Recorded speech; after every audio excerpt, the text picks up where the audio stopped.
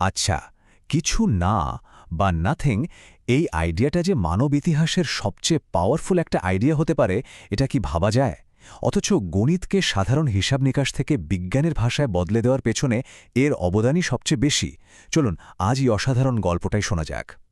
প্রশ্নটা শুনতে একটু অদ্ভুত লাগছে, তাই না? যে একটা সংখ্যা যার মানে হলো কিছুই না, সেটাই ইতিহাসের সবচেয়ে গুরুত্বপূর্ণ আবিষ্কার। কিন্তু শূন্য আসলে শুধু একটা সংখ্যা না, এটা একটা আইডিয়া, একটা কনসেপ্ট, যা গণিতের জন্য একটা নতুন দরজা খুলে দিয়েছিল। তো চলুন দেখি ব্যাপারটা ঠিক কি। ব্যাপারটা বুঝতে হলে আমাদের একটু অতীতে ফিরে যেতে হবে। এমন একটা সময়ের কথা ভাবুন তো, যখন শূন্য বলে কিছু ছিল না।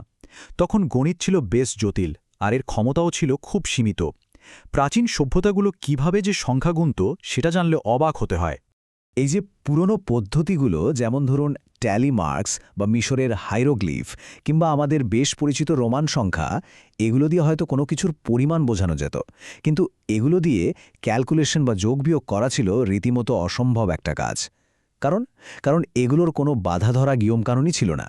একটা উদাহরণ দিলে বিষয়টা পরিষ্কার হবে। এই যে দেখুন, রোমান সংখ্যায় একটা সাধারণ যোগ CIV আর CXXV যোগ করলে কত হয়, এটা করা যে কি পরিমাণ ঝামেলার তা বলে বোঝানো যাবে না। কোনো প্লেস ভ্যালু সিস্টেম নেই, সহজ কোনো নিয়ম নেই। মানে এটা শুধু কঠিনই না, এই সিস্টেমটাই আসলে ভাঙা ছিল। আপনাকে প্রথমে এগুলোকে আজকে সংখ্যায় কনভার্ট করতে হবে, তারপর যোগ করে আবার ফলাফলকে রোমান সংখ্যায় লিখতে হবে। কি ভয়ানক জটিলতা! আর এবার দেখুন একই সমস্যাটা আমাদের আজকের সিস্টেমে। 204 যোগ 136, সোজা উত্তর 340। কি সহজ, তাই না? এই সরলতা আর এফিসিয়েন্সি ছিল আসল বিপ্লব। কিন্তু প্রশ্ন হলো, এই সিস্টেমে আমরা আসলাম কিভাবে? এই বৈপ্লবিক পরিবর্তনটা এসেছিল প্রাচীন ভারত থেকে।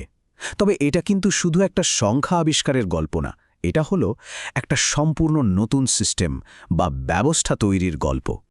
এই বিপ্লবটা হয়েছিল কয়েকটা ধাপে।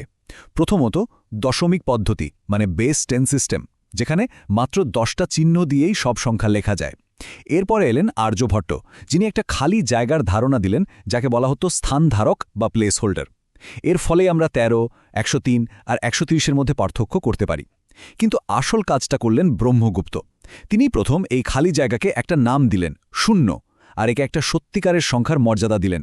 শুধু তাই না, কিছু নায়ের ধারণাটা আসায় কিছু নায়ের থেকেও কম অর্থাৎ নেগেটিভ সংখ্যার ধারণাও চলে আসে। ব্রহ্মগুপ্ত শূন্যের জন্য কিছু সহজ কিন্তু অত্যন্ত গুরুত্বপূর্ণ নিয়ম তৈরি করে দেন। যেমন, কোনো সংখ্যার সাথে শূন্য যোগ বা বিয়োগ করলে সংখ্যাটা একই থাকে, আর শূন্য দিয়ে গুণ করলে ফলাফল সবসময় শূন্য হয়। এই নিয়মগুলো দেখতে খুব সাধারণ মনে হলেও এগুলোই প্রথমবার শূন্যকে একটা সম্মানজনক বৈধ সংখ্যা হিসাবে প্রতিষ্ঠা করেছিল। তো এই অসাধারণ আইডিয়াটা তো ভারতে তৈরি হলো, কিন্তু এটা কিভাবে সারা বিশ্বে ছড়িয়ে পড়ল? এর যাত্রাপথটা কিন্তু মোটেও সহজ ছিল না। বিশেষ করে ইউরোপে এই ধারণাটা মারাত্মক বাধার মুখে পড়ে। কারণটা ছিল দার্শনিক।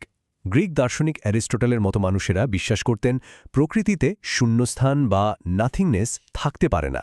তাই শূন্যের ধারণাটা তাদের কাছে ছিল অযৌক্তিক, এমনকি অনেকে এটাকে শয়তানের সংখ্যা বলেও মনে করত। কিন্তু এত বাধা সত্ত্বেও শূন্যের যাত্রা থামেনি। 7ম শতাব্দীতে ভারতে ব্রহ্মগুপ্ত এর নিয়ম তৈরি করলেন। এরপর 9ম শতাব্দীতে বাগদাদের বিখ্যাত হাউস অব ওয়েজডমে আল খারিজমির মতো পণ্ডিতরা এই জ্ঞানকে আরবিতে অনুবাদ করেন। সেখান থেকে এর নাম হয় সিফর।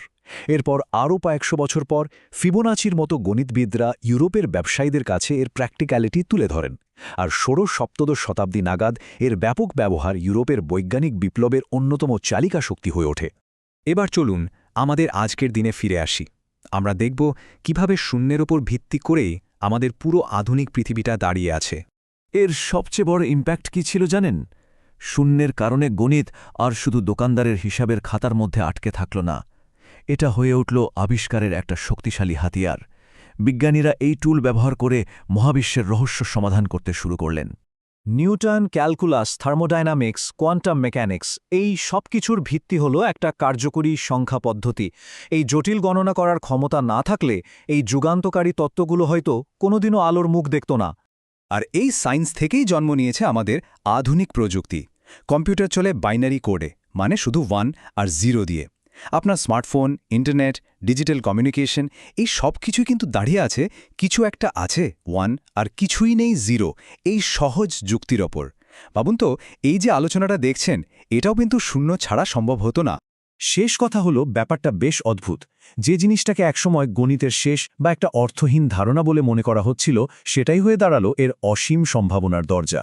কিছু নাকে গ্রহণ করার ফলেই আমরা প্রায় সবকিছু পেয়েছি। এটাই শূন্যের আসল শক্তি। একবার ভেবে দেখুন তো, শূন্য না থাকলে আমাদের পৃথিবীটা আজ ঠিক কেমন হতো।